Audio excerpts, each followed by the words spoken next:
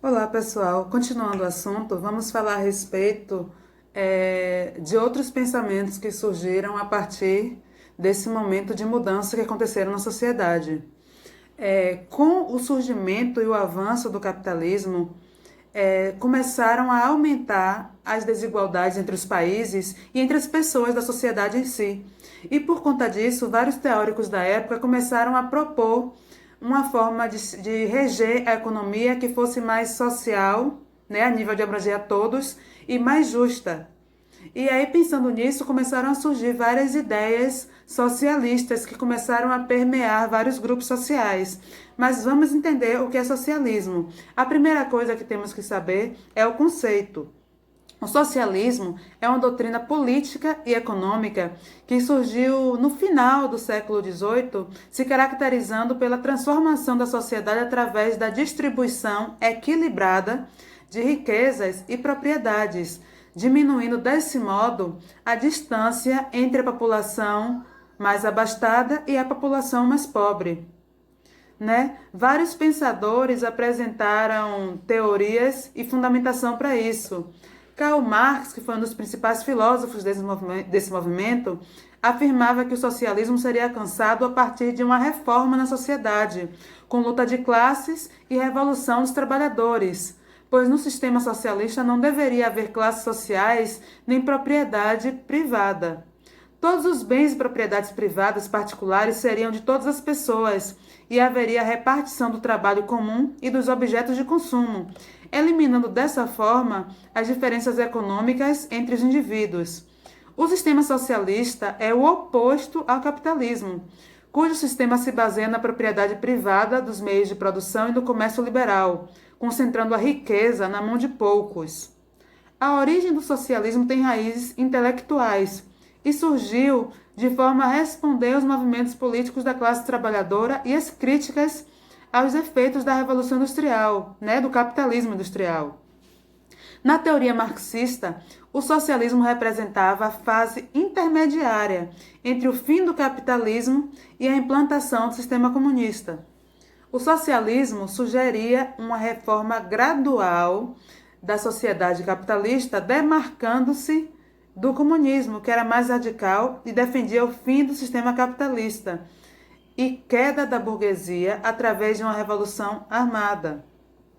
O primeiro tipo de socialismo, a primeira corrente socialista criada foi o socialismo utópico, que foi uma corrente de pensamento criada por Robert Owen, Saint-Simon e Charles Fourier. De acordo com socialistas utópicos, o sistema socialista se instalaria de forma branda e gradativa. O nome socialismo utópico se deve a uma obra muito conhecida de um filósofo chamado Thomas More, ou Thomas More, como preferir, né? Que é um livro chamado Utopia. Esse livro dizia que a utopia se referia, no caso, a algo que não existe ou não pode ser alcançado. Os primeiros socialistas que foram utópicos tinham em mente a construção de uma sociedade ideal através de meios pacíficos e da boa vontade da burguesia. Marx se distanciou do conceito utópico, visto que, de acordo com essa corrente, a fórmula para alcançar a igualdade na sociedade não era discutida. O oposto do socialismo utópico é o socialismo científico, que criticava o utópico porque esse não tinha em conta as raízes do capitalismo. Marx classificava os métodos utópicos de burgueses, porque se baseavam na transformação súbita na consciência dos indivíduos de classes dominantes, acreditando que só assim alcançaria o objetivo do socialismo. O socialismo científico, criado por Marx e Friedrich Engels, que é outro filósofo, era um sistema ou teoria que tinha como base a análise crítica e científica do capitalismo. O socialismo científico, também conhecido como marxismo, se opunha ao ideal do socialismo utópico, porque não tinha a intenção de criar uma sociedade ideal. Tinha o propósito de entender o capitalismo e suas origens, o acumular prévio de capital, a consolidação da produção capitalista e as contradições capitalistas. Os marxistas anunciaram que o capitalismo eventualmente chegaria ao fim. O socialismo ou marxismo, né, tinha como, o socialismo científico, no caso, o marxismo, tinha como fundamento teórico a luta de classes, também a revolução proletária, né, a revolução dos trabalhadores, e o materialismo dialético histórico. A teoria da evolução socialista é a doutrina da mais-valia.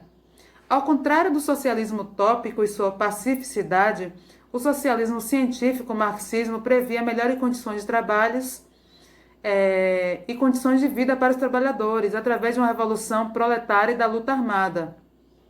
De acordo com o marxismo, a sociedade baseada no capitalismo era dividida em duas classes sociais: os exploradores, donos do meio de produção, né, das fábricas, das terras, os empresários, no caso, pertencentes à burguesia, e os explorados, que eram que não tinham posses e tinham que se sujeitar aos outros, que são os trabalhadores, né, das classes mais baixas.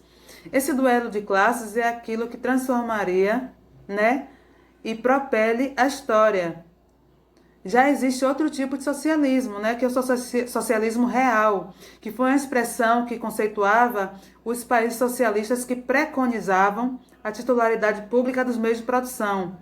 No início do século XX, os ideais socialistas foram adotados por alguns países, como a atual Rússia, que era a União Soviética, Cuba, China e Alemanha Oriental. Porém, em alguns casos, revelou-se um sistema comunista constituído por regimes autoritários e extremamente violentos. Esse socialismo é também conhecido como socialismo real, um socialismo colocado em prática que causou a deturpação semântica do socialismo, levando assim a esse regime que demonstraram desrespeito pela vida humana, né? E aí surge também, nesse momento, a doutrina social católica, né?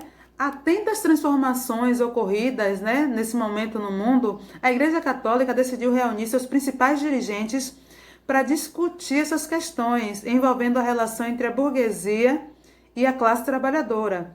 Ao mesmo tempo, devemos destacar que essa mesma preocupação se ligava ao conteúdo ideológico de muitos movimentos que pregavam explicitamente o fim das manifestações religiosas. A ideia da crença religiosa como algo prejudicial começava a preocupar vários membros da Igreja. Em 1891, o Papa Leão XIII publicou a encíclica Rerum Novarum. Segundo esse documento, o Papa estabelecia sua expressa oposição à luta entre classes defendida pela doutrina marxista. Em seu lugar, o líder máximo da Santa Sé colocava a religião como instrumento capaz de diminuir as desigualdades no mundo.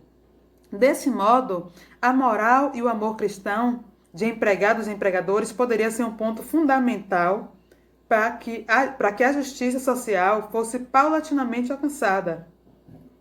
Com o tempo, vários cristãos fortaleceram sua preocupação com os problemas de cunho político e social. Durante o século XX, por exemplo, o envolvimento da Igreja com esses temas se aprofundou quando o Concílio Vaticano II reafirmou o papel social e político a ser exercido pelos cristãos. Nessa época, o movimento da chamada Teologia da Libertação fez com que muitos clérigos e muitos fiéis realizassem projetos sociais e organizassem discussões políticas no interior das paróquias.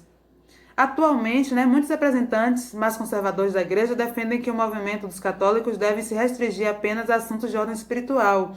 E isso ainda é algo muito discutido dentro dessas organizações cristãs.